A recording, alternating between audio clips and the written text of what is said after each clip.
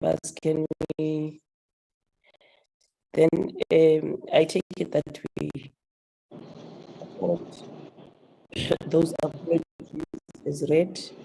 What's that sound now? Moratsetla? No, Chair, I wanted to move that we accept the apologies. Oh, okay. Any seconder then?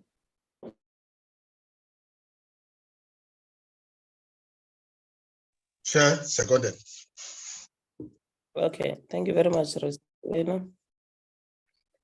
On the agenda, we are having we will be briefed by the department on the analysis, implications and impact of the President's SONA.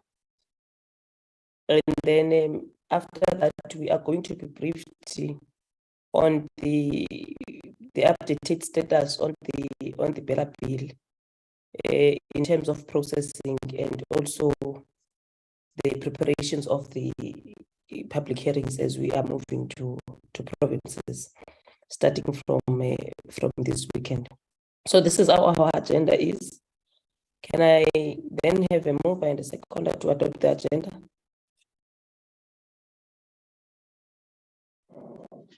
Chairperson.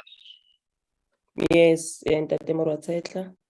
Once more, I rise to move that this agenda be accepted and adopted as is. Thank you. Thank you very much. Any seconder?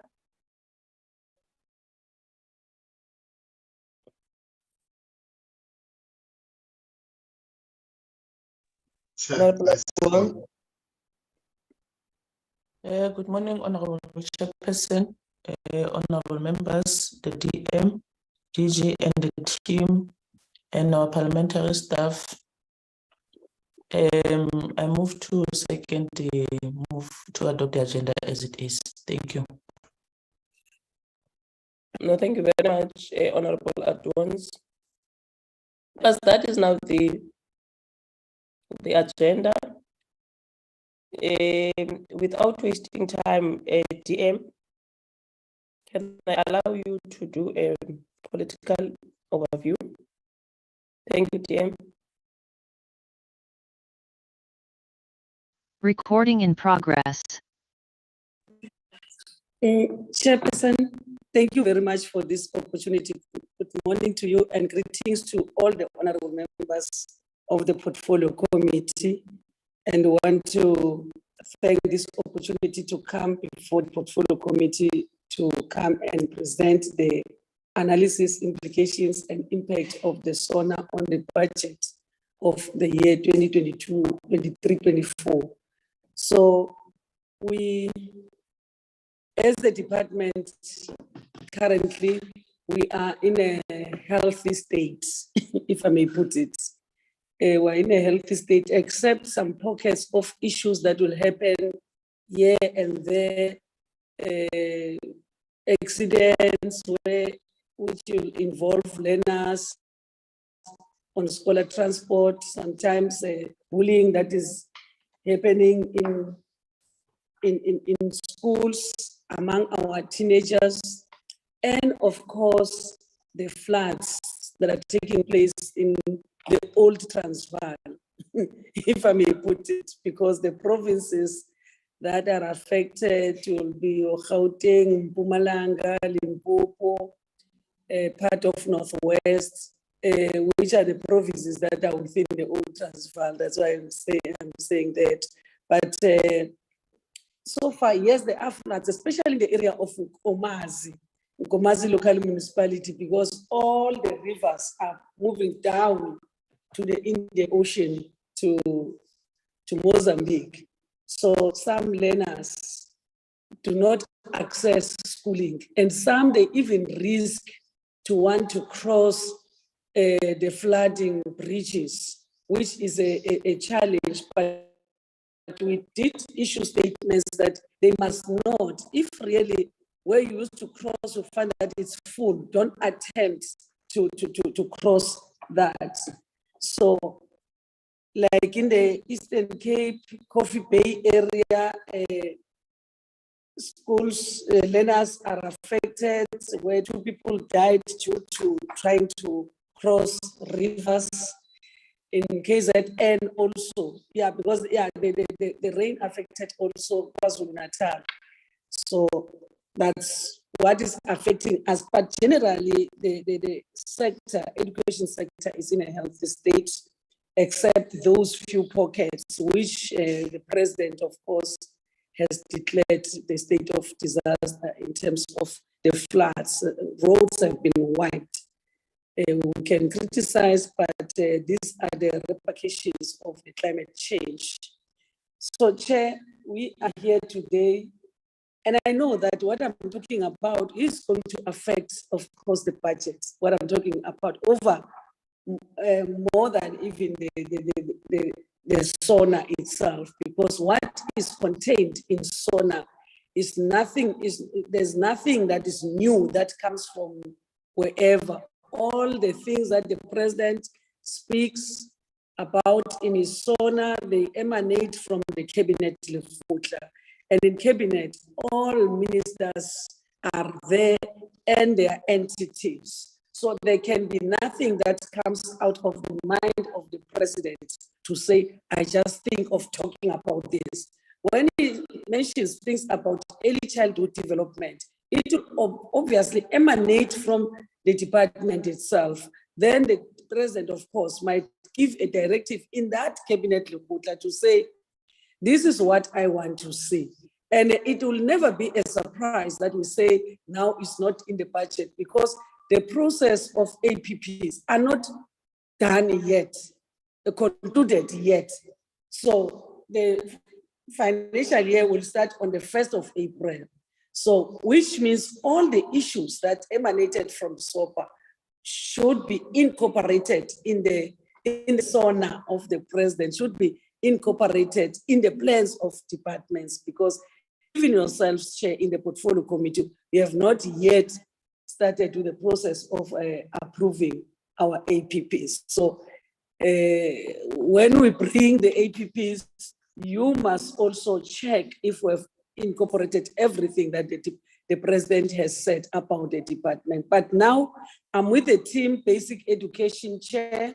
With your permission, maybe if I can allow the DG and his team to present. It's not a long presentation, but they've coined it correctly that and simply that members will be able to follow.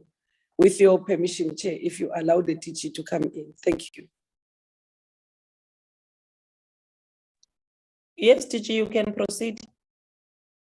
Thank you very much, Honorable Chair, honorable members, Honorable Deputy Minister. Thank you for an appropriate and very comprehensive overview. We do not only encapsulate the SONA pronouncements in the APP, but we take them down to performance agreements of all the starting with senior managers in the department, SMS members, and then middle managers and frontline workers and the rest of the employees of the department. We also translate this into line function operational plans. That's how we take the SONA commitments. So the presentation it's essentially about the analysis, the implications, and the impact of the President's 2023 SONA. But we look at this by reflecting on strategic priorities. We also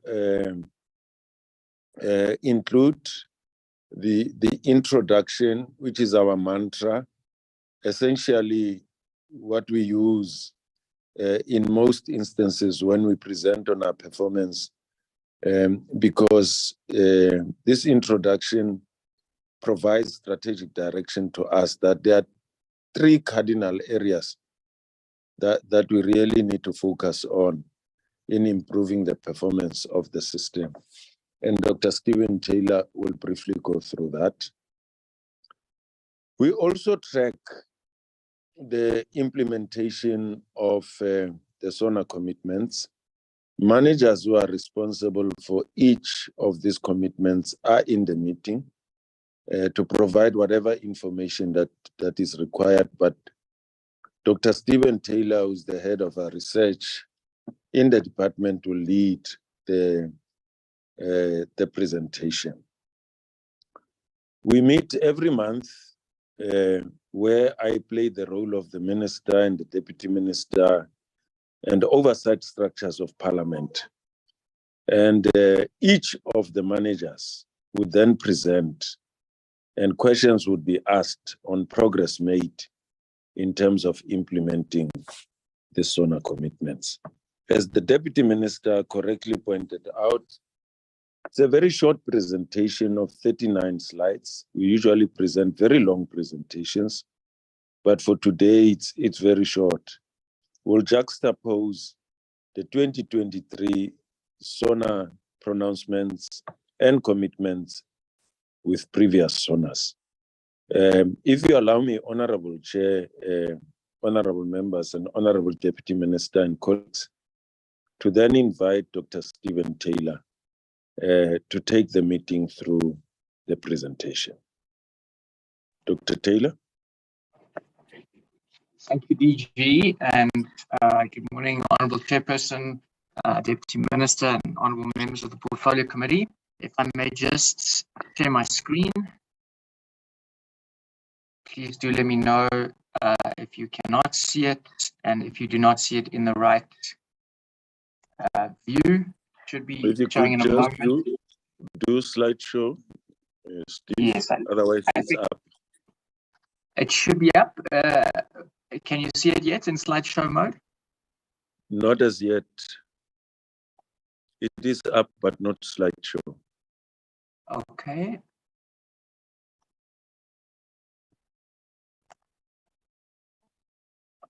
Okay, it should be showing slideshow now. Yes, indeed. You can proceed. Wonderful. Thank you, DG, and good morning again, honourable members. So the DG introduced the presentation quite adequately, pointing out that it's going to consider an analysis of the SONA, the implications of the SONA, and the impact of the SONA on the sector.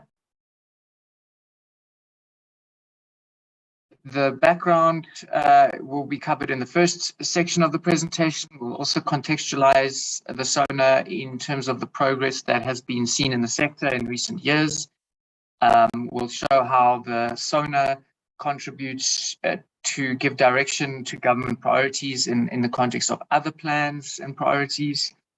We'll analyze this year's SONA in particular, but we'll also compare and take stock of recent SONAs and report on the various progress that has been made against recent SONAs, which also has implications for the progress being made relative to the latest pronouncements in the SONA. So the purpose, as mentioned, is to present the analysis, implications, and impact of the President's SONA to the Portfolio Committee. This is just an extract from the National Development Plan, which points out that by 2030, South Africans should have access to education and training of the highest quality, leading to significantly improved learning outcomes. So learning outcomes is clearly at the core of all our plans, especially the long-term plan of the National Development Plan, and international standardized tests are mentioned there, as in many of our plans, as an important way of measuring progress in our learning outcomes. As the DG mentioned, in the department, we regularly report on progress against the SONA pronouncements on a quarterly and even more often than quarterly basis within the DBE, and we submit progress reports to Presidency. So the background is important to understand the SONA relative to all the other plans and commitments in the sector. As I mentioned, the long-term plan of the National Development Plan is there, It feeds into the 5-year medium-term strategic framework for government, which includes a chapter on education. Those long-term plans also feed into the sector plan for basic education, known as the action plan. Currently, it is to 2024. All these long-term plans give effect to and direction to departmental plans. The DBE and provincial departments have 5-year strategic plans, and those in turn give direction to annual plans, annual performance plans. At the same time, we do have international commitments, such as the Sustainable Development Goal number 4 around education, and even continental commitments in terms of the African Union's agenda of 2063. And so it's in that context that the annual State of the Nation address gives further prioritization and direction to the sector on an annual basis, as well as reporting on progress that has been made in the sector. We do our own progress reports, sector reviews periodically to assess long-term progress in the sector, as well as annual reports, which reports against the annual performance plans of the departments. Looking at the MTSF for the education is highlighted there. There are 5 kind of key goals or outcomes for government, and the 4th one relates to basic education, namely that our schools will have better educational outcomes, and every 10-year-old will be able to read for meaning. So it's important to note that the MTSF as a whole singles out this important early learning area of reading. If we turn now to the chapter in the MTSF on education, there are 5 key outcome areas. They're organized in terms of the phases of schooling. And then the 5th outcome area is across all phases of schooling, which is school infrastructure. The first outcome is the earliest phase of the system around ECD, which targets improved school readiness amongst children. The second outcome area in the MTSF for education is about the foundation phase education and foundations for learning, again, singling out the goal for all 10-year-old learners to be able to read for meaning.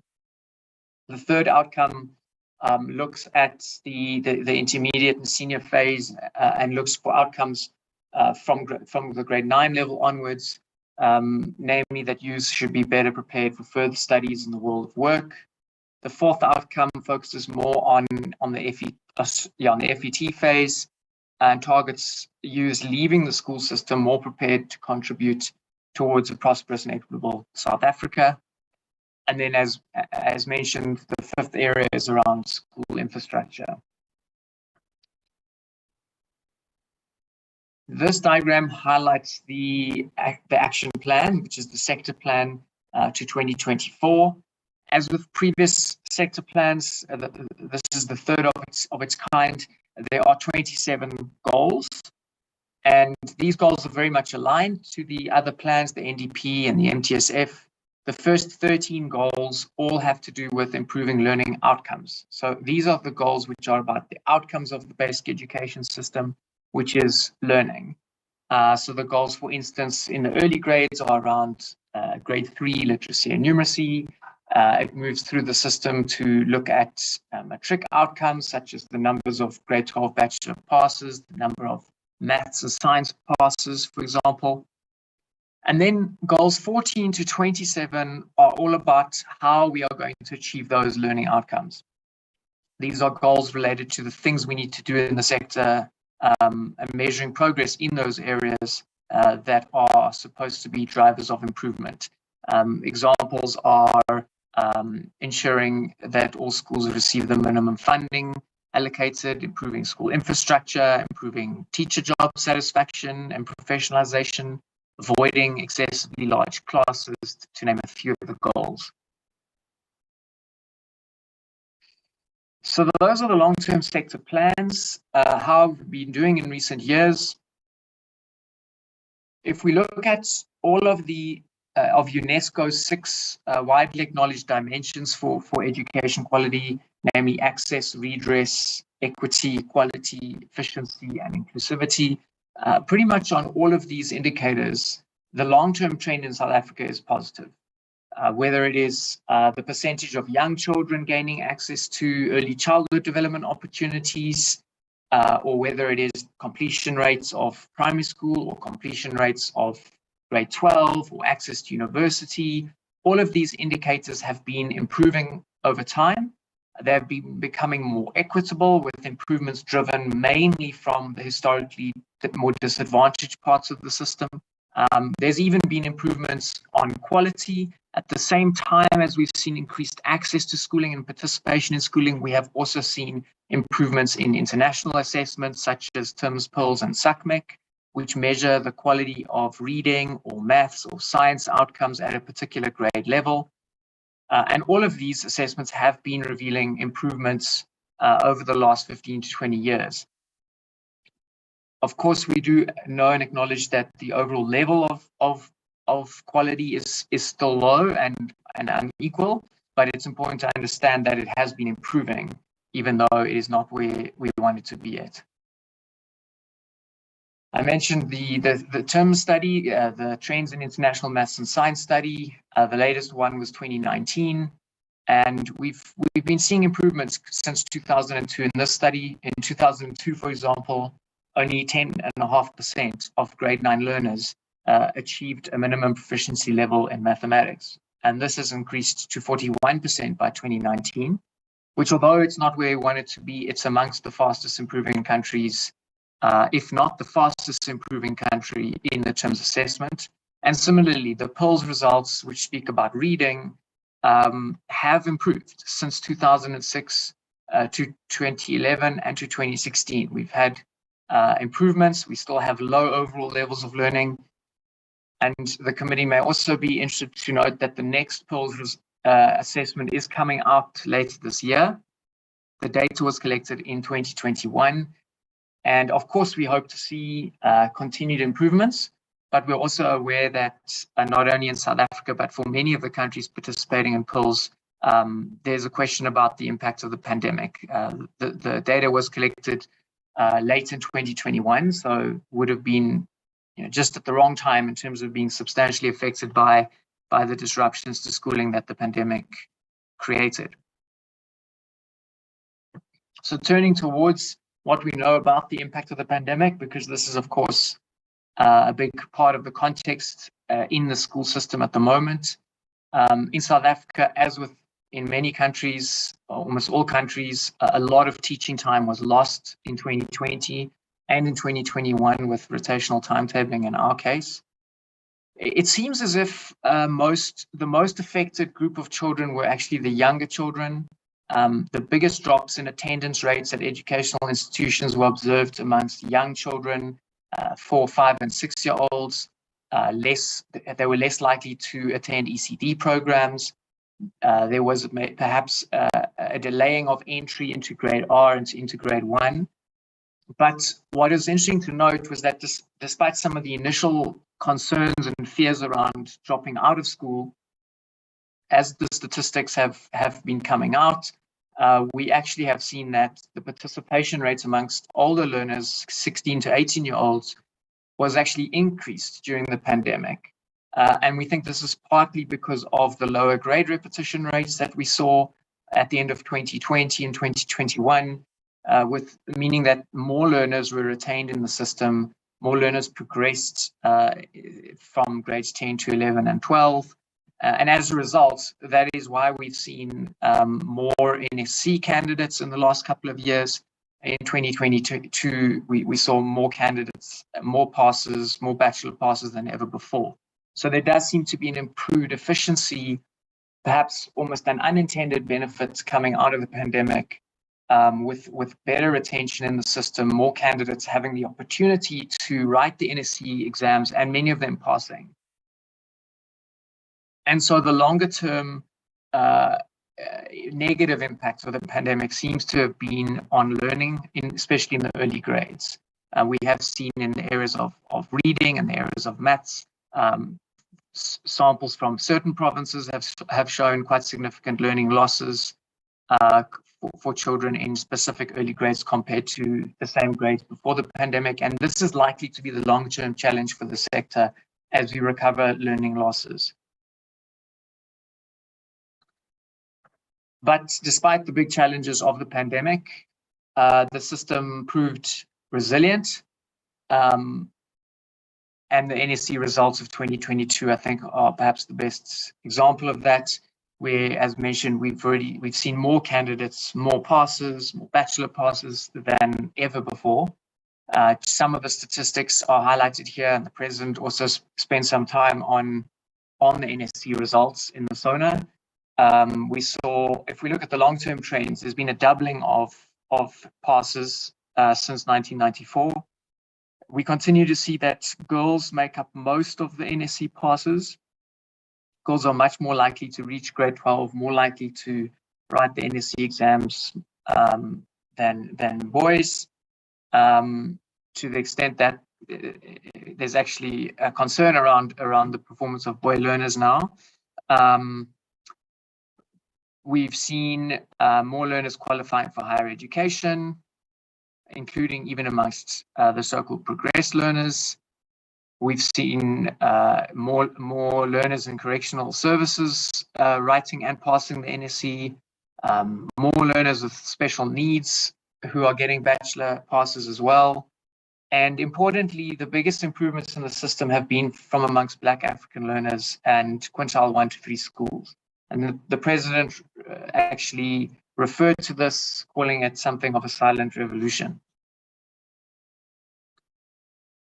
So turning towards the SONA now, as the DG mentioned, as I mentioned earlier, the SONA does set key government priorities and deliverables. It determines the priorities of the DBE. It commits us in public to pursuing key activities and outcomes. It's important, therefore, for us as a department to align what we're doing to the pronouncements in the SONA, and not only for us as the department, but for the sector as a whole. SONA, of course, also is an opportunity to reflect on progress, and the president did do that, especially around the NSC results. So to just quickly show the exact words that the president spoke in relation to education in this year's SONA, he spent quite a bit of time on early childhood development, as he has done in recent years, pointing out the need for very young children to develop the very early learning foundations they need, and moving on to highlight some of the developments in the sector around streamlining the requirements for ECD centers to access the subsidy. And there's been important work that's been happening there and is likely to substantially increase the number of children who can benefit from the subsidy. He spoke about infrastructure, highlighting again the SAFE initiative and the ACD initiative, which have been flagship programs for him and have featured prominently in recent years' SONAs. He also spoke about the need to expand the country's vocational education and training systems, including through the 3 streams model. And he spoke quite a bit about the matric results of 2022, highlighting some of the statistics showing improvements in line with what I've already shared.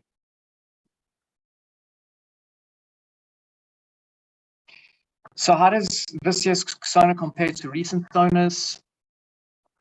What we've done here is created so-called bubble charts, where the size of the bubble is a reflection of the amount of words devoted to particular topics in the SONA.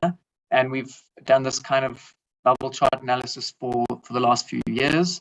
In 2020 SONA, you can see that ECD, the migration of ECD from departments of social development to departments of basic education was a big focus. There was also a focus on other areas of early learning, on skills for a changing world and for the 4th Industrial Revolution. Moving to 2021, we saw a continued focus on ECD, getting the planning and funding right for that. We obviously in 2021 saw a focus on responding to the COVID-19 pandemic, which wasn't yet around in 2020 at the start of the year. And we saw continued focus also on improving early learning and overall educational outcomes. as well as a focus on school safety. The left side of this slide repeats the 2021 analysis and compares it to the 2022 SONA. In 2022, there were three main areas: the learning recovery program coming out of the pandemic, school infrastructure again featured quite prominently, and then also the issue of teacher assistance, with the Presidential Youth Employment Initiative, which was given great effects in basic education, where hundreds of thousands of general school assistants and education assistants have been employed in the sector. Comparing those three big areas that featured in the 2022 SONA to this year's SONA now, we see again this continued focus on ECD, on expanding support to the ECD sector now that the migration has taken place. We also saw the expansion of vocational training with reference to the 3C model coming through.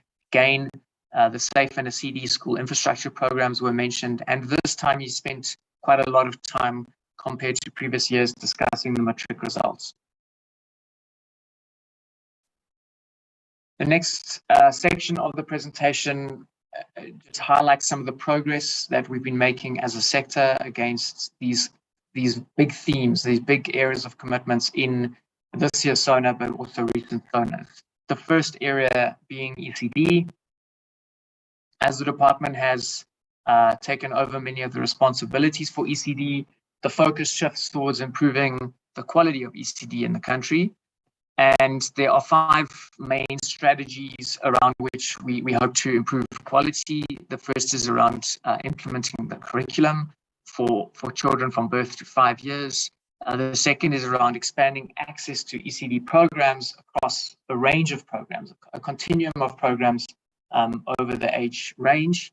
The third area is around training and development to support those who are working in the ECD sector with better career paths, flexible training opportunities. The fourth area is to ensure better coordination across all the range of ECD services in the sector. And the fifth area is around the funding model. And a lot of planning currently is going into ensuring a flexible funding and provisioning framework.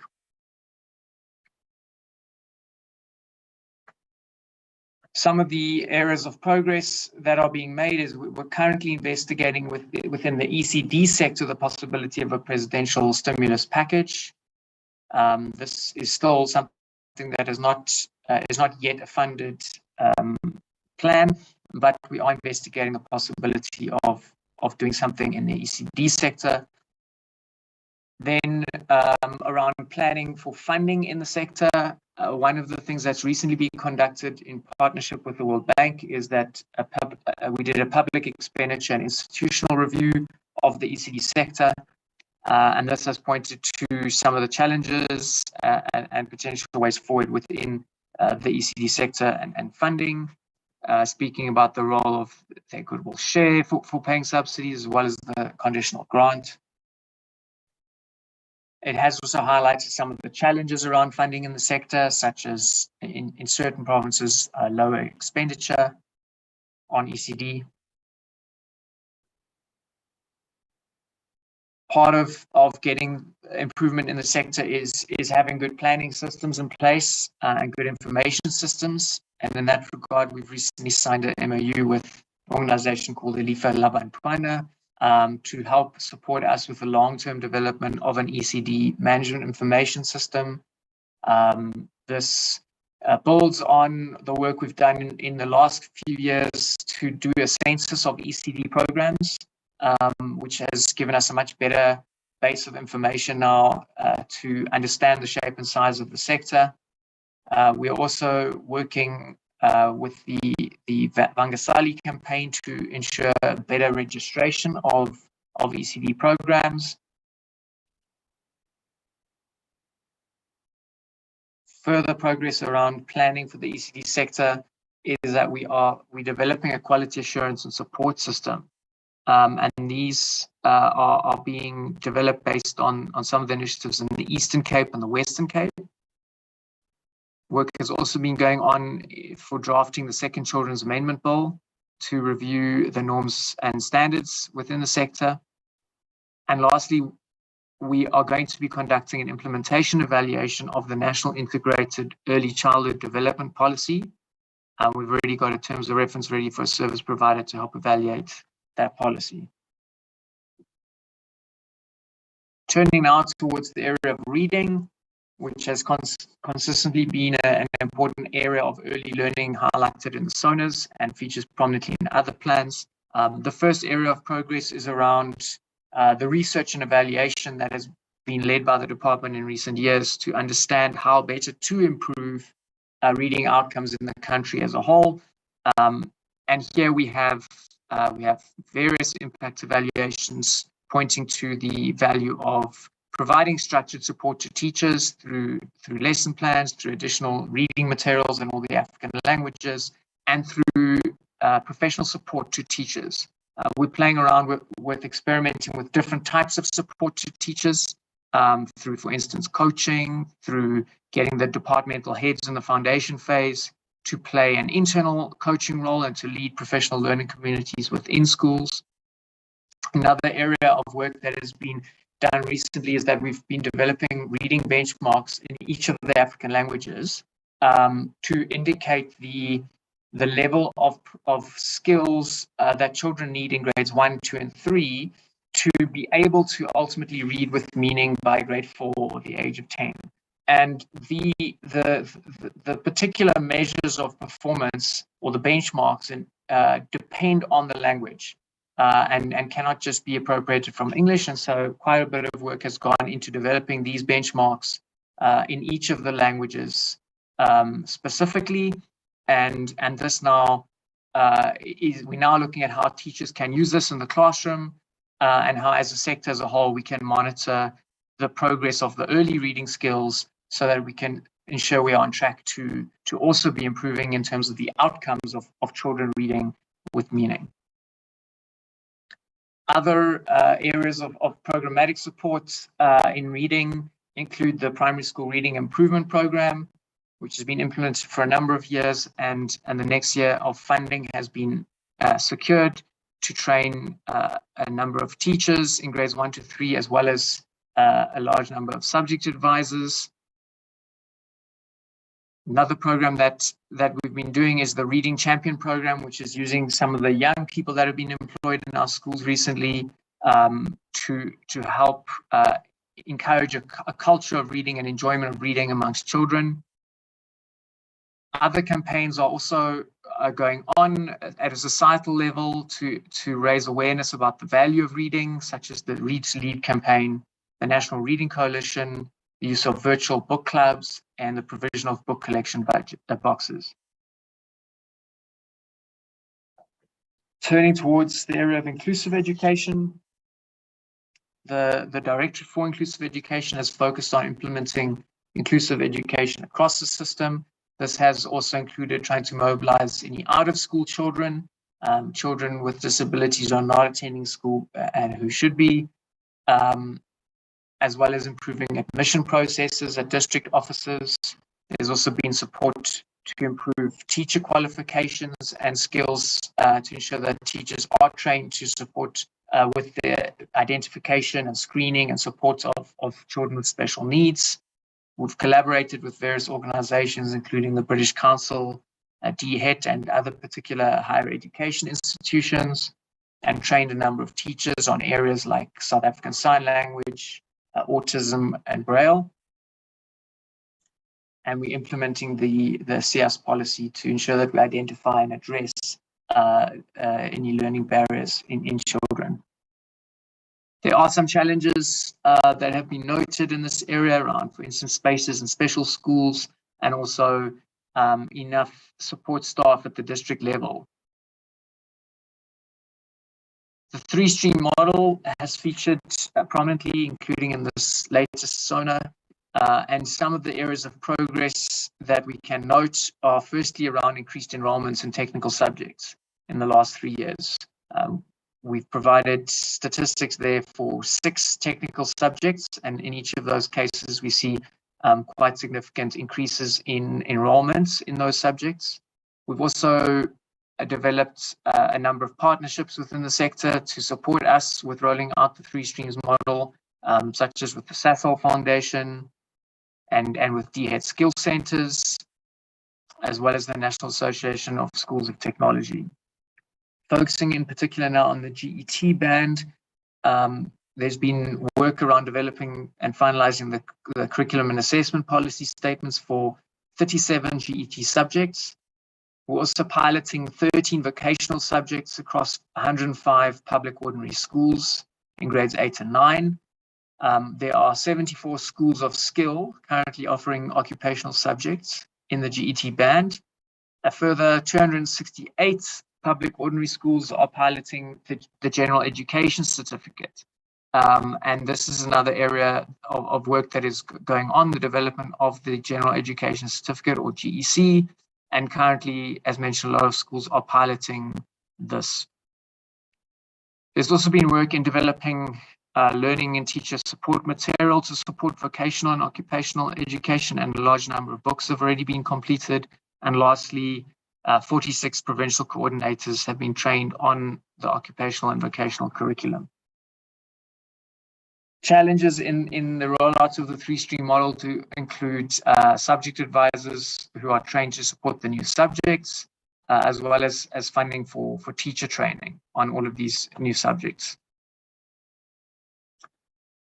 Turning towards skills for a changing world, and focusing on coding and robotics, we have finalized the curriculum statements for this, and we've been doing a pilot of the implementation of coding and robotics across grades R to 3 and 7. There's been ongoing review and revision already of the drafts of the curriculum statements.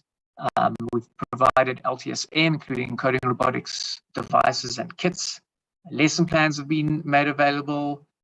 Teacher training has happened in piloting schools. There have been coding clubs that have been formed, and at a provincial level, project management teams have been established. Some of the challenges here, again, include subject specialists at the district level or provincial level, as well. Through the SCD program, about 15,000 toilets have been built across more than 1,000 schools, and 373 schools were provided with electrical connections. Under the SAFE program, this initially targeted 3,395 schools, and through this program, about 50,000 appropriate toilets were constructed over 2,000 schools, and sanitation projects at the remaining 1,007 schools are scheduled to be completed in the next financial year. There are some challenges still around school infrastructure, including around the reliability of water sources, but also building space and overcrowding of schools is becoming a challenge, especially in certain areas. Turning lastly, I think, to social cohesion. Various programs in the sector provide a lot of care and support to children. The school nutrition program is perhaps chief amongst those, and for many years now, we've been providing more than 9 million children with a daily meal. The pandemic, I think, showed just how important this program is. When schools had to be closed, we did observe an increase in child hunger. So this program clearly has huge benefits to children. And currently, we are considering menus for ECD programs as well. A gender responsive pedagogy toolkit for early childhood education has also been developed. There's the National School Safety Framework, through which we monitor school safety. And there's lastly to mention the policy on the prevention and management of learner pregnancy in schools. And this has also been disseminated now across all provinces. So that is the end of the presentation. The recommendation is for the committee to note this analysis and to discuss the implications for the sector. Thank you very much, DG and Honourable Chairperson. Thank you, Steve. Thank you, Deputy Minister, and thank you, Chair. Thank you, Chair. This is our presentation. Thank you very much, DM, DG, and Dr. Taylor, for the presentation. Let me now allow members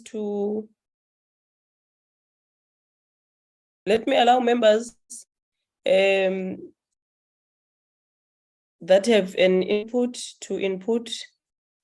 Can I note hands?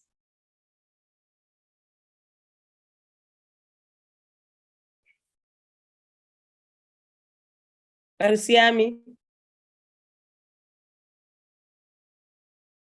Are we fine, members?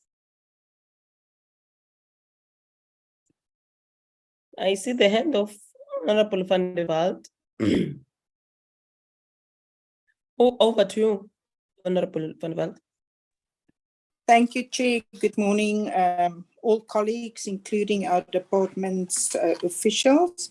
Chair, I made a lot of notes when studying the presentations, and without going into the detail of every single thing, because I mean, we are quite worried about the school nutrition program, especially in the economic situation that we are in. There's been a lot of challenges, and we know that more and more children will be dependent on this. But indeed, the economic situation is going to impact on what the department can provide, especially in our poorer provinces, and what provision is actually made to accommodate the growing need. Because I know plans are drawn up quite a bit in advance before they are, part of an APP or a budget, etc. And then the issue about ECDs, I really would like to know exactly, because there is confusion on exactly after the debate the other day with the matric results, exactly what is the number of learners that have been accommodated formally in ECD since it's been taken over, and how many of our children are still outside of the formal ECD sector, and how and what funds and where will the funds come from to cater for all, because we need to get all the children in this age category into the formal ECD sector. But however, I also looked at the infrastructure, and we know that as much as ACD and other programs progressed, we also had vandalism. We have had storm damages, which sets us back, and maybe a bit more detailed on where we were and where we are now since this term started, because there's definitely been setbacks as well. My biggest concern, which I would like to put on the table, Chair, is the mere fact that we have this presentations, and we get very excited and happy on many of the things that are planned. But I get the feeling that not in all 9 provinces, there is the same planning with the same goals or the achievement of set goals. And what indeed can the minister or the DG or the deputy minister do to make sure that all 9 provinces, especially our poorer provinces who are struggling, because there is definitely not the same urge or urgency to achieve all of this. To many of them, this is just part of their job. They have to have plans, they have to submit it, they have to come to MINMEC meetings or whatever. And if they make it, great. If they don't, there's a list of excuses and challenges are listed on why we didn't achieve. And I think the time is starting to run out, because especially in our foundation stages, from ECD to the full foundation stage, so we cannot get relaxed. More than ever, we cannot.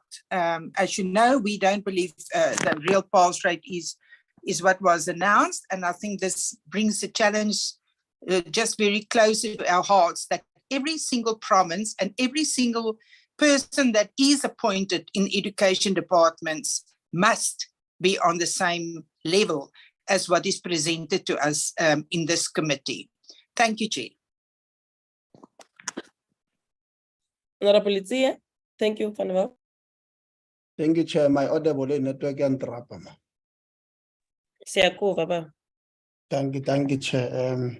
Let's welcome, good morning to yourself, Chairperson. Good morning to honorable members. Good morning to the DG and the team from the department. Good morning, Minister and Deputy Minister of the Department of Basic Education. Chair, let's welcome them.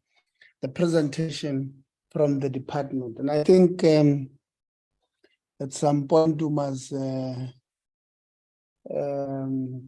make honest observations. I think coming from what the department has presented, the department has done well in terms of increasing the number of passes, increasing the quality of those passes as it was presented here, but also by the DG in the technical presentation before the announcement of the matric results. Those numbers, you know, if people want to argue about the real pass rate and non-real pass rate, at least let them take us through on facts. Let them say, this is what we don't agree with because this is what we have. Instead of just saying, no, we don't agree with the technical report that was presented by the DG and also the report presented by the minister when the results were announced. I think let's give credit where it's due. I want to personally congratulate the department on not giving up on those who were progressed learners in grade probably 8, grade 9, grade 10, grade 11. Because according to the presentation now, including progressed learners, they did extremely well in matric examinations and they actually passed. And I want to congratulate and thank the department for not giving up on those learners who were progressed. Chair, we come from, we are fresh from oversight in KwaZulu-Natal. We saw that some of the recommendations, especially in what is that one region, Herigwala region or Herigwala district in KwaZulu-Natal, some of the recommendations that we had made as a portfolio committee were not followed by the education department in the province. We're not sure how many out of provinces that we went to the Northwest, Free State, and Mpumalanga, and all of that, how many of our recommendations were followed. Now, I want to suggest to the department that they must develop a monitoring mechanism to monitor provinces if provinces are following up on their recommendation as the department, but also on recommendations that we have made ourselves. And I want to go to a few questions. We know that our economy has been stagnant for a long time or with slow growth. Now I want to ask on the recommendations or on the SONA, on the issues that were covered in SONA, the focus areas, how realistic is the department optimistic? Are these SONA focus areas given how slow our economy has been growing? and are they cost effective? What will need to be done in terms of asking for more money in order for us to achieve this SONA focus areas? And then on the introduction of ICT, the school in rural areas, how are they affected or how are they benefiting?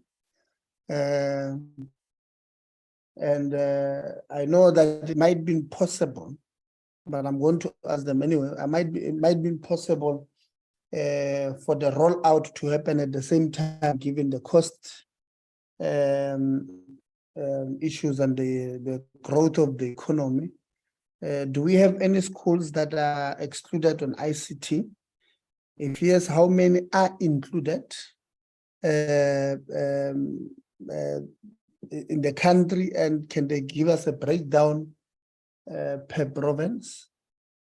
And then we also saw, Chair, that in districts where water is a challenge, we have a lot of schools who still use pit toilets.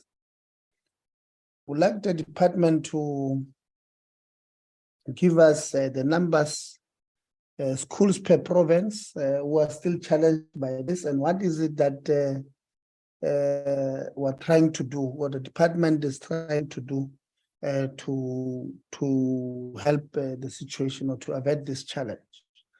And then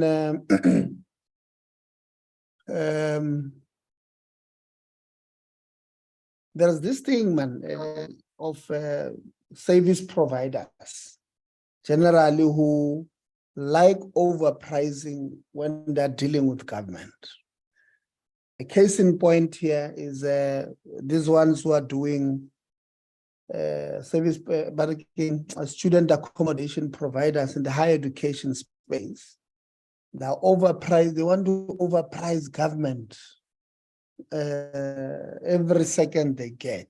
Now I want to ask the Department of Basic Education, how prevalent is this when it comes to building of schools, renovation of schools, and all of that in the Department of Basic Education? And are these prices that they are being charged in building of schools compatible with the markets? So, for an example, maybe they charge rent per square kilometer of building. Have they compared that with, in the same area, a rent per square kilometer when, let's say, they are building a house or something of an individual? Are this have they tried to do to gather this data, and if these prices are compatible? If not, what is it that the department will do to try and avert this criminal behavior from service providers? And if also lastly, maybe how are prices regulated on the building of our schools, and who regulates them? Thank you very much, Chairperson, and yeah, good morning. Thank you, Honorable Itzi. Honorable Adwans.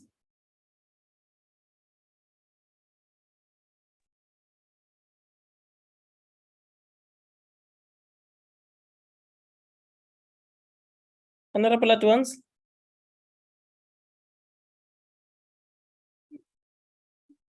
What is going on now?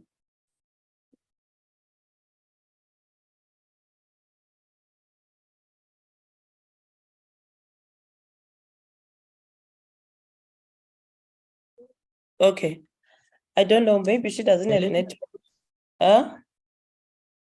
And Vakali, Oh, you can talk to am I her now. audible now? The right? Yeah. Okay.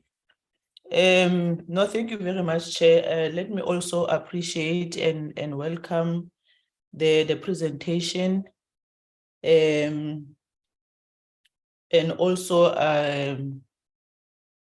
congratulate the department for moving a step forward in achieving the 2030 NDP goals.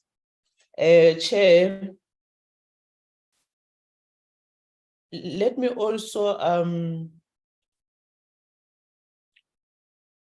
maybe have some few questions of clarity to the Deputy Minister and the team. As I've been listening to the presentation attentively, and I've noted some few questions that I would also need maybe some emphasis, clarity on.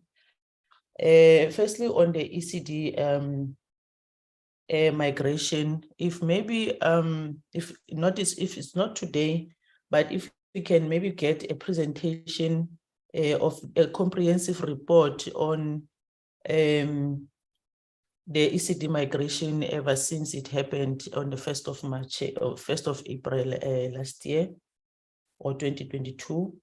As we hear, there are a lot of concerns that have been raised and confusions that are also not clear whether what is happening with the ECD migration, and whether there are also ECDs that have not been registered. All that information, if maybe we can get it, because it's my belief that once we get the early childhood development in the right place, then it will go into resolve many challenges. Like, for instance, the issue of 10-year-olds that are not being able to read for meaning. I think it's one of the challenges and concerns that were highlighted by many speakers in the SONA debates. So if maybe we can also get the plans, as we know, there were other provinces and districts that were piloted to undertake these programs and projects of 10-year-olds reading for meaning. So if maybe we can also be given an update, what are other plans to make sure that it happens in all the provinces, and also if there are any programs the department must share with us. I think Honorable Tia spoke about the ICT support, more especially to rural schools in rural areas. If maybe we can also get a clarity on the update on whether there is some plans to make sure that all schools and learners are able also to get such a support. The issue of infrastructure, I think it will be an ongoing concern, as there are people who would migrate to new places or move to new places where they would settle, and schools will also be needed to be built for such communities. But also maybe if we can get the update on the infrastructure on the issue of eradication of pit toilets, more especially in provinces like Limpopo, Eastern Cape and KZN, where we know that there are many rural areas that need such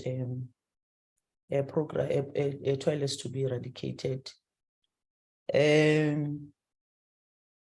One fundamental improvement that I think has assisted the department or even the sector itself to more especially on the issue of learners that have been lost in the system is now that we see there's a lot of second chance matric program and learners that are attending in numbers. Is there any plans and support in place to make sure that many of those that have not done their matric are brought back to the system and also be able to be given a chance to complete their matric. Those are my few questions, Chair. Thank you very much. Thank you, Principal. My chair and everybody on this all important platform. Thank you. And thank you for this opportunity. Let us start right away by welcoming and appreciating this, what I normally call, it is just not a call because of being a call, but the department every time when we invite them to brief us, first and foremost, I can confirm that they take their time and they prepare. And we get what we, even more than we bargain for, we shall have bargained for. We want to appreciate and welcome this well-oiled report, presentation. I've got 1, 2, 3 points to raise here. Chairperson, first and foremost, the fact, as per the presentation, that we are able to witness an improvement from what in the past used to be called dysfunctional schools within our dysfunctional and very rural communities. This improvement should actually be taken to the bank, because in itself, you see, it has been an outcry of the department and almost all stakeholders that we want to see our rural schools, dysfunctional schools, competing with those affluent schools for purposes of trying to strike a balance. You see, the reason why sometimes in the past people were talking about Bantu education and what have you is simply because of the imbalance that we have been going through for quite some ages. So the improvements in performance from the class of 2022 should, to us, be sending a message that it is possible. It is possible to strike a balance. It is possible to close the gap.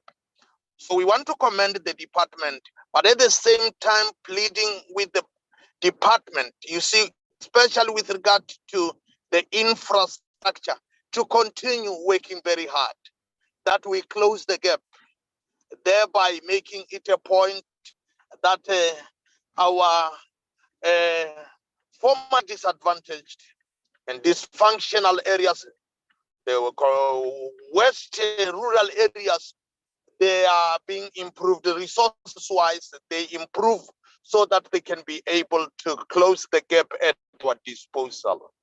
The second point, you see, Mama Gladys, Honorable Aduns, has just, and she was just talking about the whole issue of the ECD. You see, Chair, it is my plea that definitely, of course, I support Honorable Aduans that we need a special session on the ECD, because we do not want the president and or the presidents year in and year out during the State of the Nation address talking about the function shift, which practicality remains static. We need to get the progress report. How far has the department moved ever since we talked about the function shift of the ECD into the main streamline of our education? We need to get the budgeted time constraints that is so far within this province. we have got this number of ECD centers, and our aim is by the end of this academic year, the following shall have moved, so that it is not only going to be the rhetoric of talking about the function shift without the whole situation being pragmatized. Hence, I'm going to plead that the department comes very clean in as far as this. You see, we make it our project. We do not want to fall into a snare like the NHI in the Department of Health, where every year the president keeps on talking about the NHI is up and coming. The NHI is up and coming, but in reality, there is no single movement. Otherwise, I would love to plead with the department that we have got a program, the program which will be manageable, so that we put into practice the whole concept of ECD. Maybe as I talk to the improvement of the results, I should also say we must take into consideration that the whole element, in as much as we concentrate on the human resource, we also concentrate on the infrastructure to make it a point that there is no such gaps as they existed in the past. But we commended the department. We can see the movement, but we need more and more effort into it so that indeed this gap is fully closed. Chairperson, I must conclude by saying there will be no education of our child. The future of our education starts and commences with the management of the ECD. Thank you, and thank you so much. Thank you, Principal. Noted.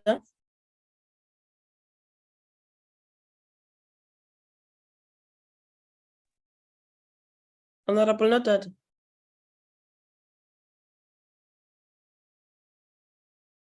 Is covered. I think he is covered. Can you I'm not covered, Chair. talk? Why are you keeping quiet? Relax, Principal. Can I just take this? Cool. First of all, thank you so much for the presentation to the department. I just have quite a few questions because some of these things I did raise even at SONA in the debate, but this is the correct forum to raise some of them with the department. And it's quite interesting looking at some of the strategic framework goals, the targets, the intention of some of these programs.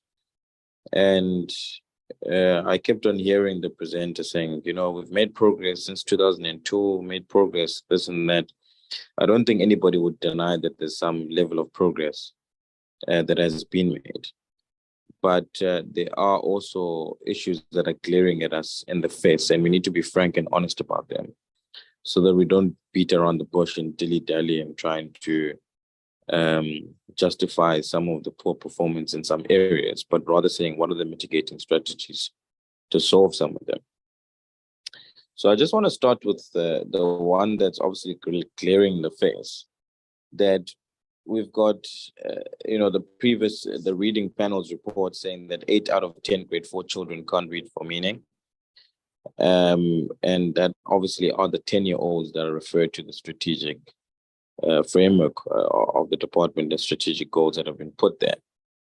And there's an indication that there are budget constraints in implementing some of these programs, which I don't think is an acceptable excuse, to be quite honest, because if learners can't read, they're doomed before they even begin. You can build all the infrastructure you want, you can train all the teachers you want, you can throw all the resources and all the money that you want.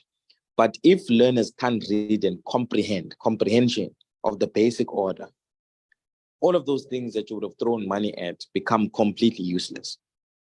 So my question then becomes, to solve part of the major problem that we have of children that can't read for meaning in any language, attending 89% of schools without libraries, Because you can have reading champions, but if you don't have facilities for them to champion that reading, then it's pointless having those reading champions. So what are the mitigating strategies the department has to put in place for them, one, to have a funded budget for reading for meaning, program that will be aligned to either building libraries or collaborating with communities or other stakeholders in the sector to be able to provide a facility for that reading for meaning. And this must also be reflected in the APPs and the budget that's going to come up. So do we have a plan? Do you have in place?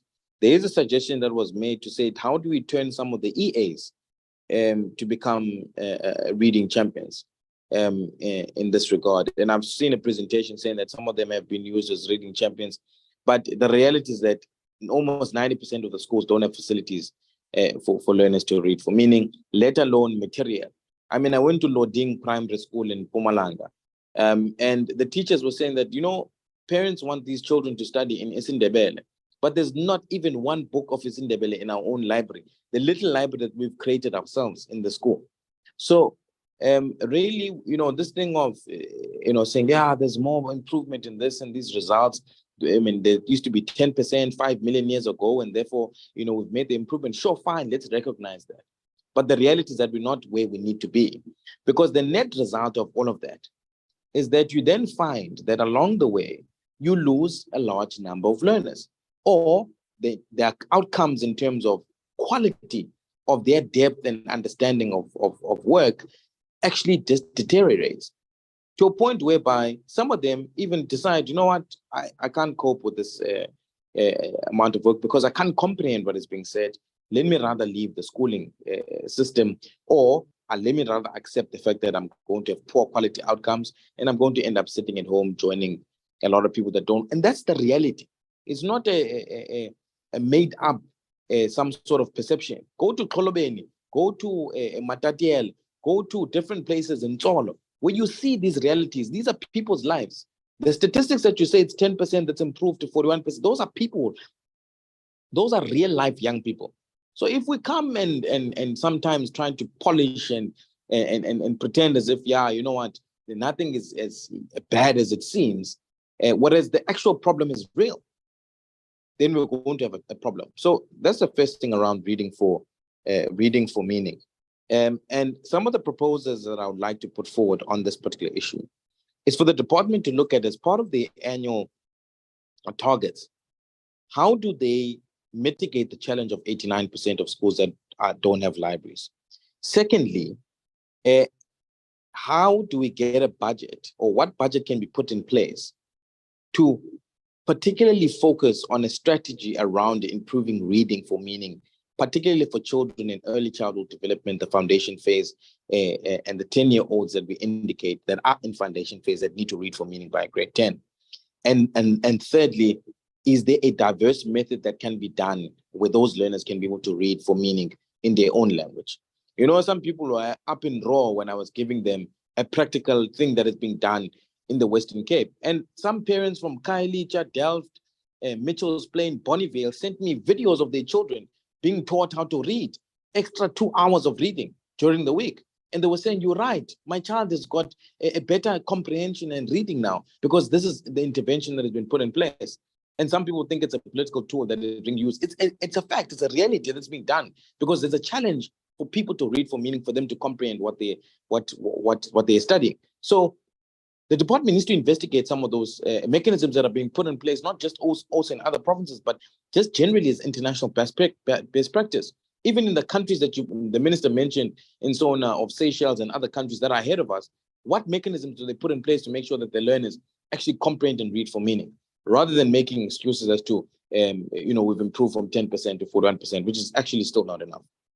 So that's the first point around that. Secondly, there was a mention about quality passing and improving of results and, this gloating and all of that. I'm still sitting with hundreds of emails, not just from me, but from my colleagues. So I've got a bachelor's pass, but I can't access this university because they're saying my problem is maths, or I passed this thing by 30%, or I didn't meet the APS points and those requirements. And I can tell you, there's hundreds and hundreds of thousands of learners that are going through that right now. And we sit here and we want to applaud that, we've made this massive, percentage of a pass. All good and well. There's an improvement that has been put in place. There are strategies that are put in place that have improved the learning of children and ultimately the outcomes. But it's not at the quality level that we need it to be. Now, do we sit here and just applaud and not be critical about what is important for learners to be able to achieve as outcomes? And then, we're going to be called as, you don't understand that we've been coming from this far and therefore we're this far. The reality is that these are people's lives. It's not some statistic that we can gloat about. It's the reality of children's lives that we need to be honest about. Now, when it comes to the measurement of quality passing, right, we've got 32% of learners that have passed with a bachelor's pass. And I want the department to be able to present or send me information as to with that 32% of learners that passed with a bachelor's pass based on the criteria that was set about that you can get 4 subjects in 50%, and this in 40%, and 1 subject in 30% for you to get a bachelor's pass. How many of them actually will qualify and enter a university?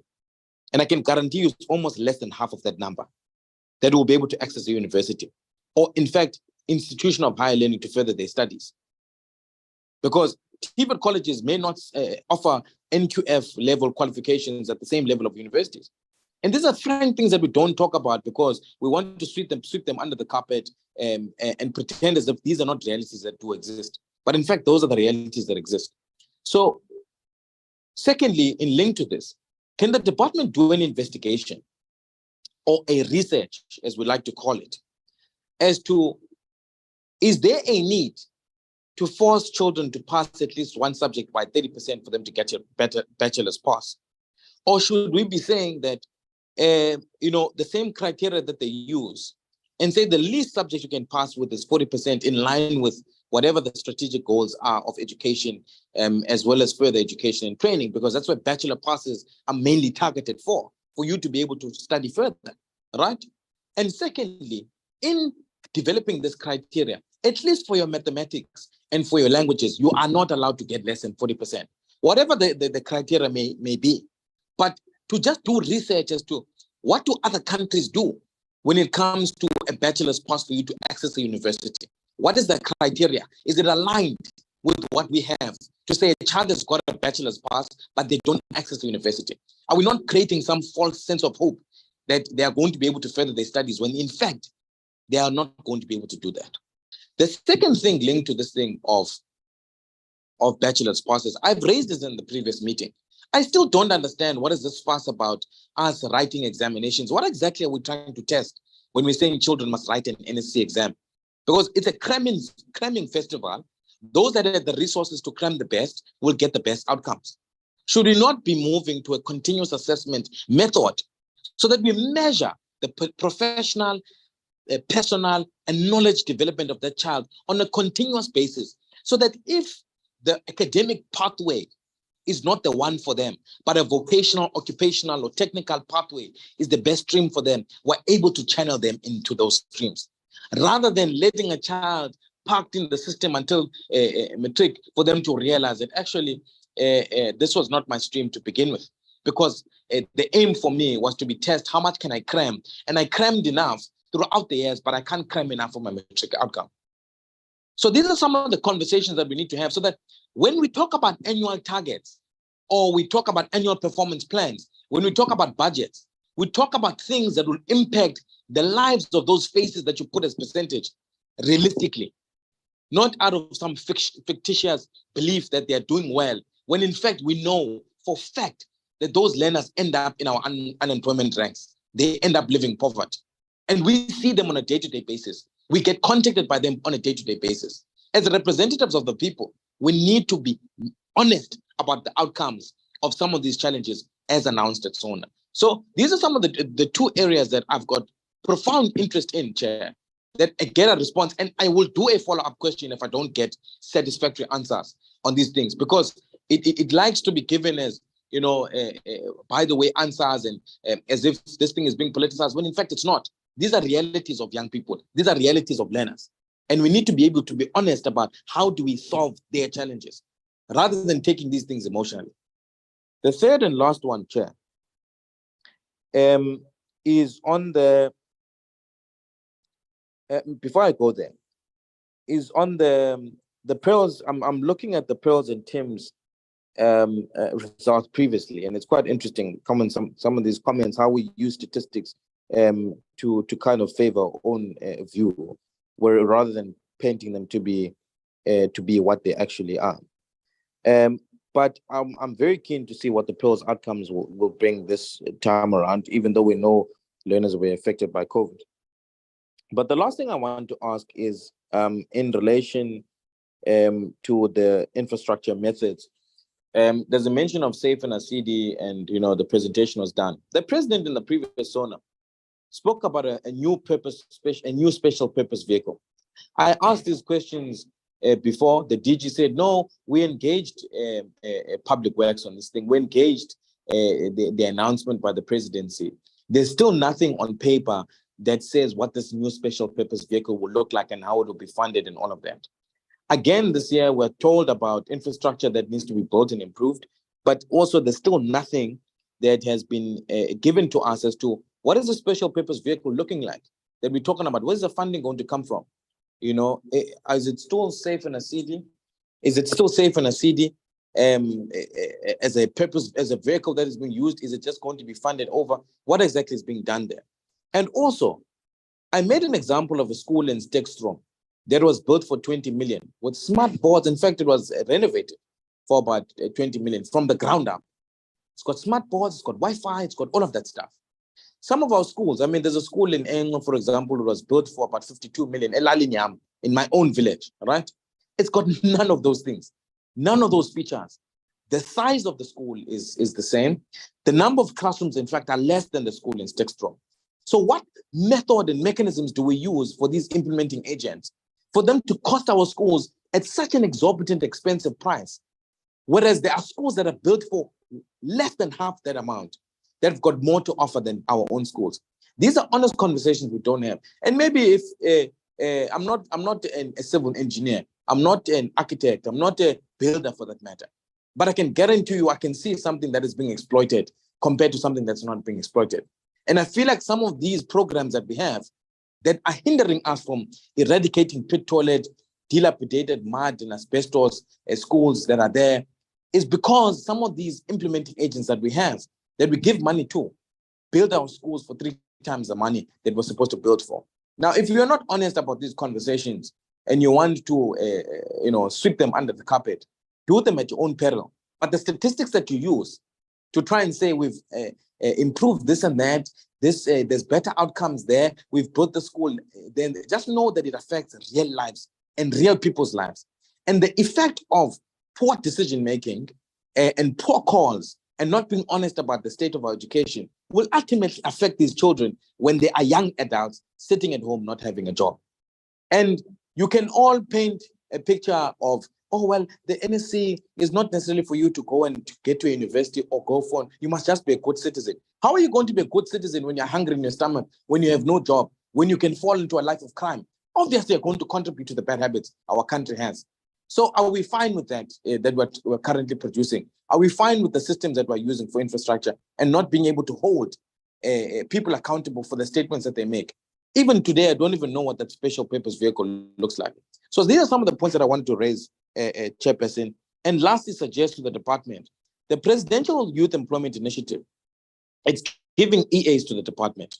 It's time that those EAs are used to even better effect. In fact, those EAs should be permanently employed to alleviate the admin pressure on teachers so that they increase the 12% less teaching time that they have, as well as contribute to being reading champions in facilities that offer that type of reading with a budget that is going to assist those children to improve their reading. Those are some of the points that I want to raise, Honorable Lucia, because I was not covered. Thank you so much, Chair.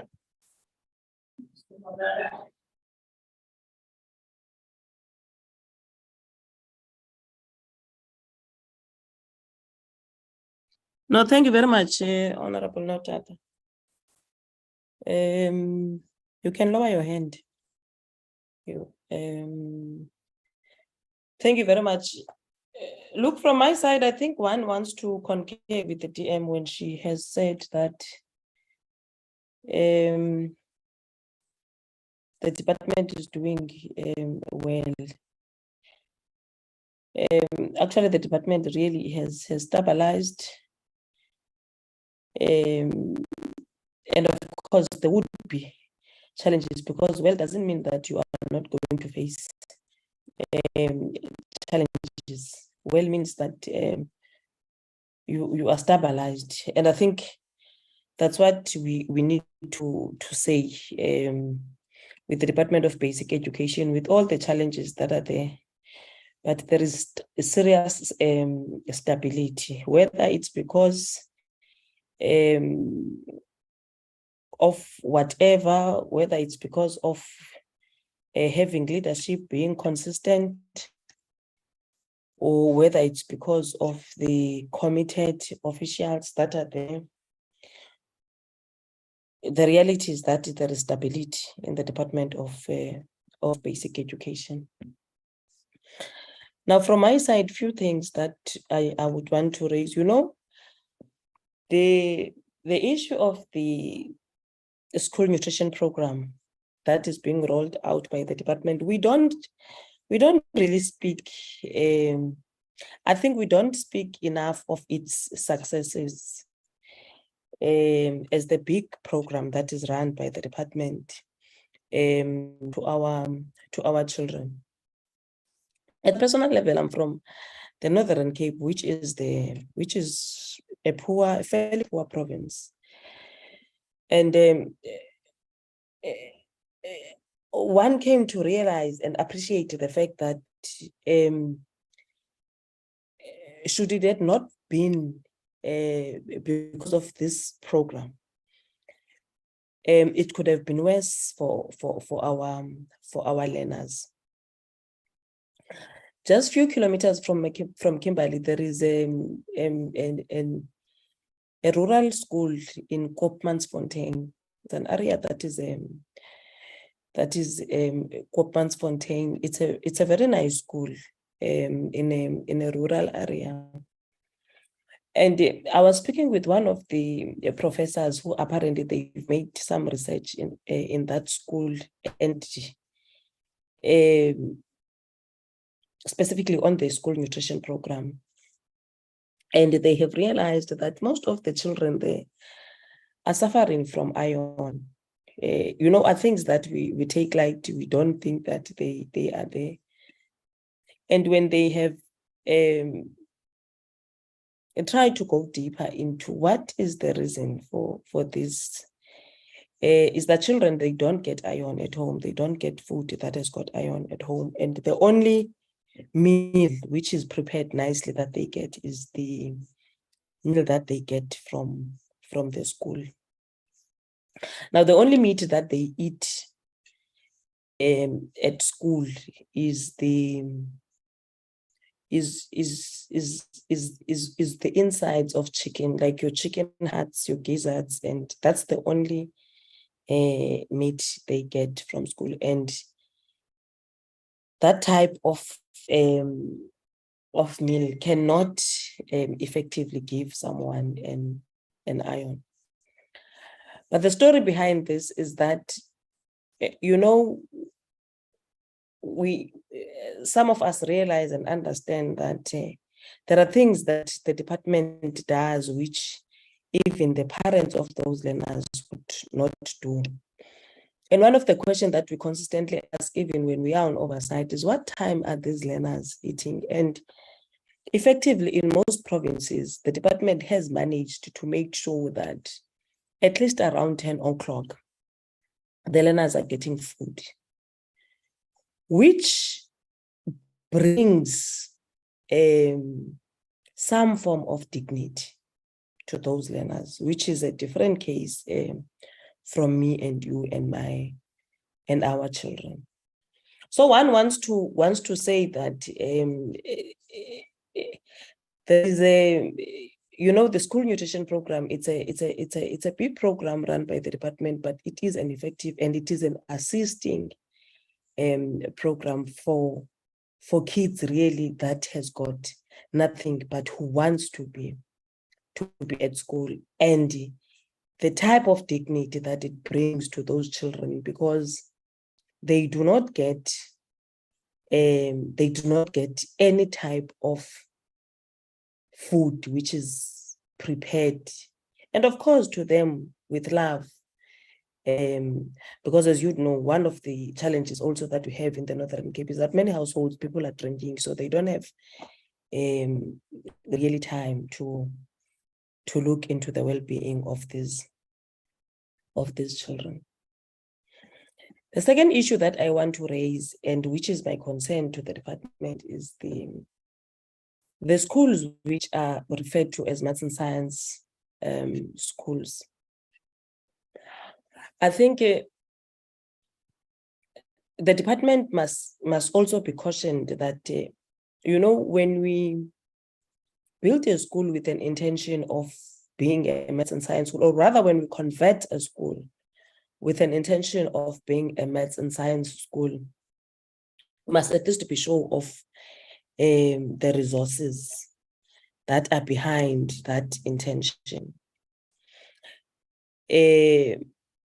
Many of the schools, and I think it was also the case with the KZN in some of the districts that you've got a maths and science school, and in that school you've got laboratories, but those laboratories are not resourced. And it changes then the phrase of calling that particular school a school of maths and science, for one reason or the other, which we don't know. And I think we must appreciate such schools, because I think it's one of the schools that we went to even now in KZN, where those learners are not resourced, and the only way a teacher can carry them through an experiment is to use an iPad, and they can only look through the iPad how the experiment is being done, but they can't do it themselves because the school is not resourced. But through that, those children are doing very well, and they have passed. And I think it's one of the rural schools where we were. Then the last thing that I want to talk on is the issue of pit latrines, which I think there are members who spoke on it. My view is that at some point we need to put a target which says so and so province at this time must have eradicated pit latrines, toilets in all our schools. Free State has done it. Free State does not have any pit latrine schools in all their districts. How they have done it, probably it's what they would need to share with other provinces. But if Free State can do it, it means that it can be done by other provinces as well. So I think it's one of the targets that the department must put itself on, to eradicate pit latrines altogether, and to do that with speed. COVID has shown us that when we want to do things with speed, we can do things with speed. I think the issue of pit latrines really now, it's long overdue. Even in rural schools, we have seen those schools. We have been there. We have seen them. They might look nice because of probably how they are done. And those learners have accepted that such schools must be in that form. But we know that really they are not healthy. They are not good. We need to find a way of quickly eradicating them. And then I'm giving over to you then, DM, to lead the responses. Thank you very much. Chairperson, thank you very much. To me, this is the most effective meeting that I have ever attended. And as a department, we are not taking anything personal as a department, because we believe in the thinking capacity of the portfolio committee members, especially Honorable Notata. As he was speaking, I asked myself, where did he attend school? Maybe if I may get that answer, because Honorable Notata is so articulate and is so intelligent and he's so good. But I want to understand the system that produced Honorable Notata. Which system is that? Chair, I don't know whether I'm out of order, but I would have just loved to get that system. Or maybe he didn't get his education in South Africa. Yeah, is that Honorable Notata, Chair? Can I answer the Deputy Minister, Chair? Yes, I can please. answer you, Deputy Minister. You can answer her. Yes. Okay, yes. You see, the fortunate and unfortunate part is that I attended in junior senior secondary school. And then I went to Hlanganani Prep, which was owned by two lovely white people that came from out of the country to help poor communities in the location at Hlanganani to get an education. Okay. I was fortunate from there to go to Kersney College, to go and access those facilities that today have broadened my horizon. And I matriculated at Hudson Park High School. The reason I'm giving this background, DM, I want to end that I'm very, very passionate about those that are at that never got the opportunities that I got at Kersney, to be able to broaden my horizon. And sometimes you may think that I'm hard because, I have gone through a different system. I didn't go through a different system. I was just fortunate to get a scholarship to an independent system that may have broadened my horizon to see things from a different perspective, travel, things that other people would not get an opportunity for. If by saying, where you do science, you don't have facilities to do science. You don't have. The first time I put together a light bulb was at Kersney College. I didn't know you put together a light bulb when you're doing science. So the point I'm trying to make is that the system in its entirety has pockets of excellence. There are pockets of excellence. There are improvements, but a large majority leaves behind. Many of my peers that I went to grade 1 with are nowhere. I can tell you, I can take you to Elalinyam now today. Bangama para pa, bam the Congos Elinyama in every house that has meeting. Now, the question I ask myself is that the future that I would like to have of my peers, where I had the opportunity to get out and get because I was exposed maybe to a scholarship. So the system in its entirety is not entirely bad, and never take it in that spirit. But to say that there are those pockets of excellence that must be preserved and protected and gain access to, but we must improve the vast majority of it to be those pockets of excellence rather than having pockets of excellence, but have the whole basket be of excellence. Thank you. Thank you, Honorable Noted.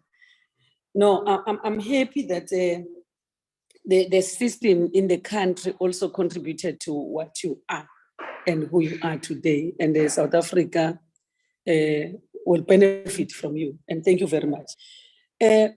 Chair, the questions and all the issues raised here, I think, we have sufficient time to respond, starting from Honorable van der Waals, who asked questions about National School Nutrition, ECD, ACD, and general maintenance of schools, vandalism and storm damage, and which Honorable Zia also added on ICT, SAFE, and the quantity.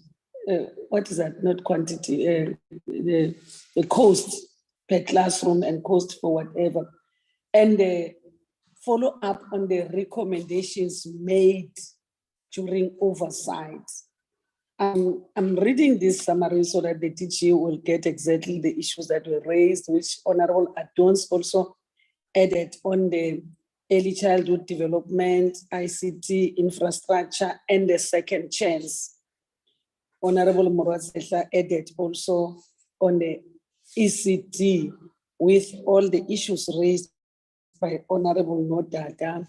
He said he has 3, but to me, I've written 6. He asked about the reading, and he gave proposals, which when I tried to write the proposal so that we benefit as a department, but they turned into questions as to what is the department going to do. I was so happy when he said he has proposals to make, but they all turned into questions. Would appreciate if Honorable Nodada can turn those questions into real proposals so that we are able to incorporate that on the reading then, and the quality of passes, the 30%, and raised issues of hundreds and hundreds of thousands of learners whose passes cannot take them to universities, which raised the question to me, of course, that how many universities do we have in the country?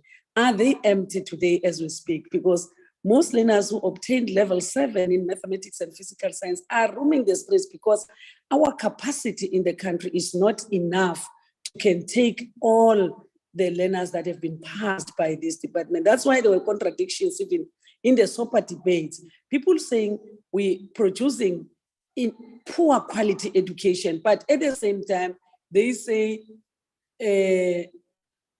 thousands and thousands of graduates. You ask yourself, where do these graduates come from who are lingering the streets? But they were produced by basic education, fed to the higher education. And now higher education, universities are full. People are coming, our learners are coming to us for intervention. We try because really we don't understand how a level 7 mathematics cannot be taken by a university to do BSc or engineering, and find that they raise the standard so that it becomes so difficult for our learners to be absorbed by the universities, because we only have 20 or 21 universities in the country. And the more we increase the number of passes, if more than 500,000 learners passed and our universities can only take 200,000 per year for students, it's a challenge. Obviously, 300,000 will linger around. It's a problem of the country that we must come together, all of us, and help South Africa to grow better. So I'm not blaming our higher education, but I'm saying it's our responsibility, all of us, to say we divert them to skills and this and that, because the basic education is doing its part, but the training industry does not have sufficient capacity to can train. And this does not only involve public sector, it also involves private sector. We sit together to plan for the skills that are needed by the country. And when we produce, we prepare those skills as basic education. Higher education trains, they come back. We have engineers that are not absorbed, not only by public sector, by private sector itself, with whom we set to come up with a human resource development strategy for the country. And they are also represented in the council itself. But when coming to the absorption, now they leave it to government alone. So I just felt that let me just comment on this. Let me give DG and the team, because we have the entire team here who's ready to respond to each and every issue, except the issues where we have to give numbers, how many schools, Honorable Letsia, how many schools have ICT connectivity. That information we do have, but it may not be in our fingers right now, but the Tabane is here. Maybe he has those figures, but which I doubt that, because when he came here, we were ready for all the SONA issues that were raised by President. But DG, let me give to you and the team to allocate them per their responsibility to respond per item. Thank you. Over to you, DG. Thank you, Honorable Deputy Minister, Honorable Chair, and honorable members. DM, you have noted 10 issues raised by Honorable Nodada. I've noted 16. He made reference to 3 things. I think they are broken down to 16. So we're going to do our best to respond to all of them. Mr. Tabani has got the numbers, and I'll indicate which numbers he must give. He should have those numbers.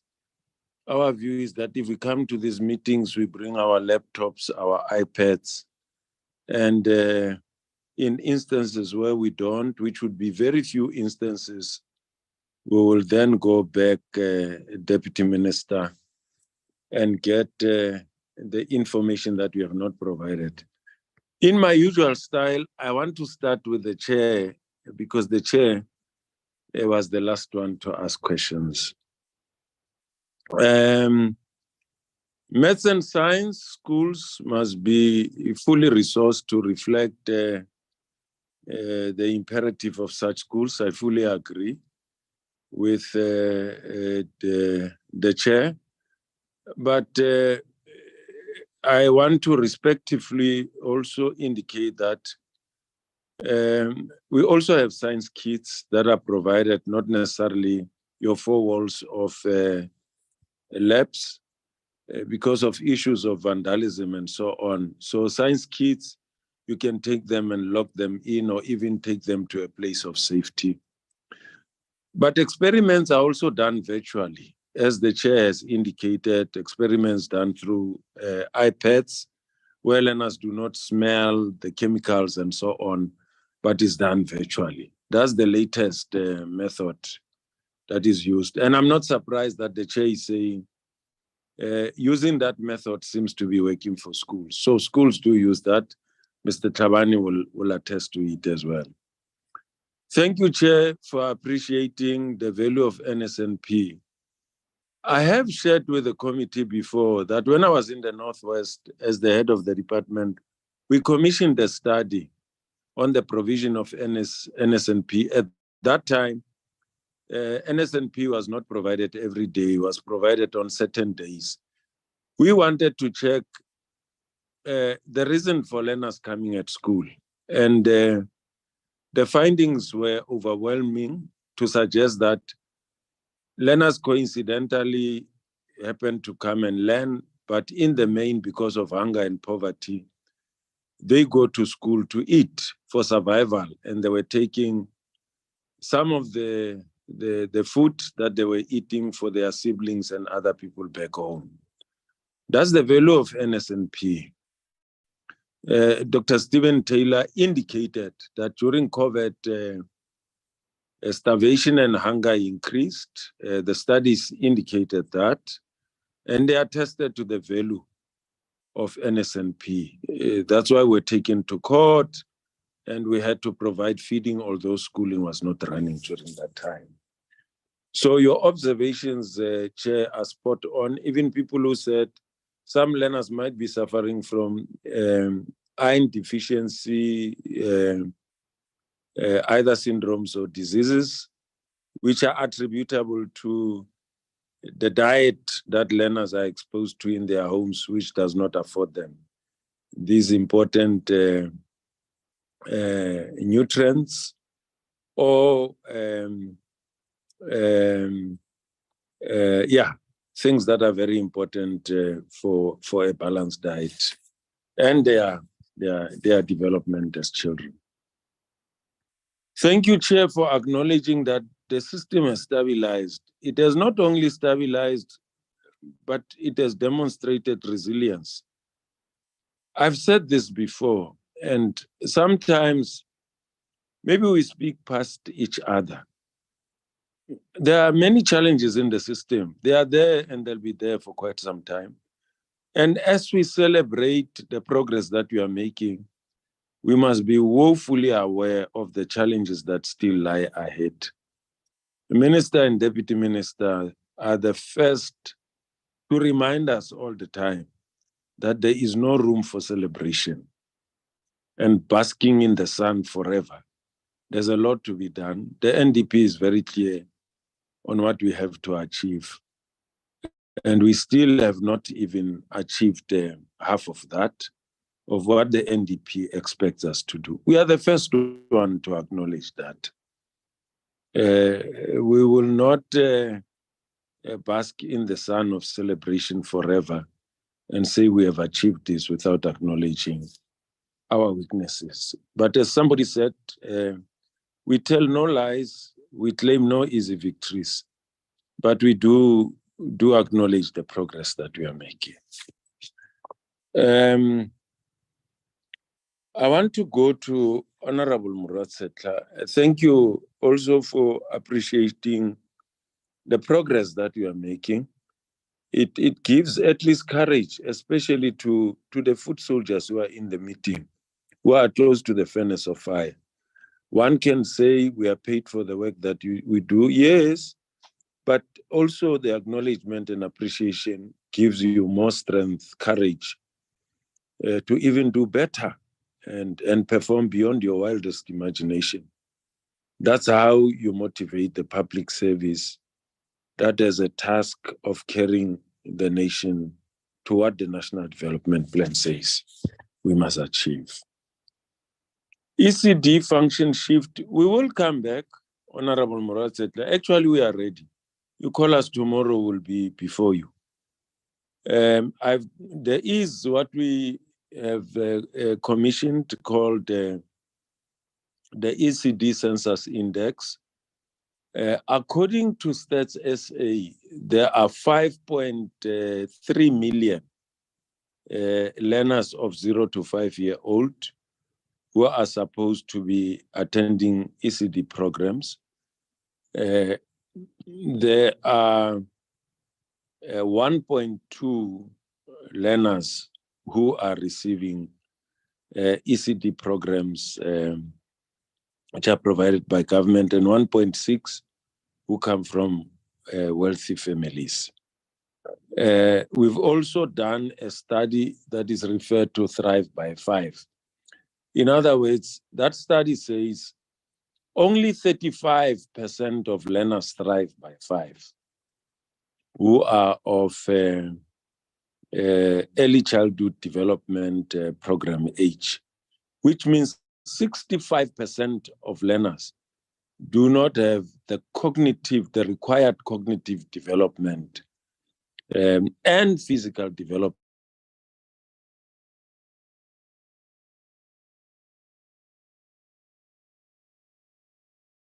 interjected because I'm using my word. There are only 35% of learners, 35% who thrive by 5. In other words, they have the cognitive and physical development required for them to engage with learning meaningfully. 65 learners do not thrive by 5. Remember, we took ECD lock, stock, and barrel.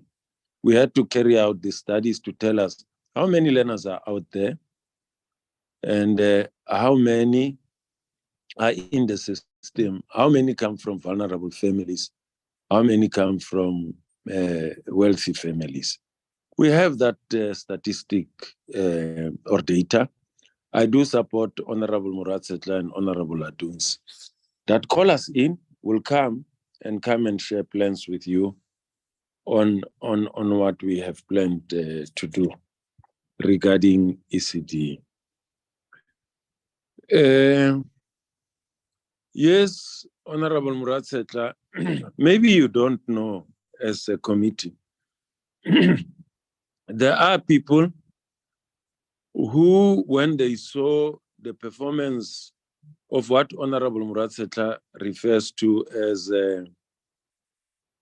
learners who come from dysfunctional schools and disadvantaged schools, wanted an investigation to be done, almost similar to what happened during apartheid. If you are black, you get distinctions, they'll say, no, there's something wrong. You can't be given those results. You only had to get anything less than a distinction.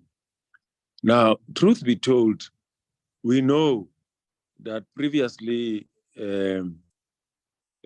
performing schools were your former Model C schools. Now, Dr. Stephen Taylor and Dr. Martin Gustafsson did an analysis in 2005, which indicated that 80% of bachelors came from 20% of our schools, in the main former Model C schools. That reality has changed. Now we know that 64% of bachelors come from quintile 1 to 3, which the National Development Plan and the diagnostic report used to refer to the schools as dysfunctional schools. So things have changed, and even your quality results come from the schools. I'll speak to this a little more later on. The issue of infrastructure on ECD, the sad news, honorable members, is that we're not doing well in spending this grant. And I know that some of the officials were saying is because when we inherited this from social development on the 1st of April, you know, the grant had not been spent and plans were not in place.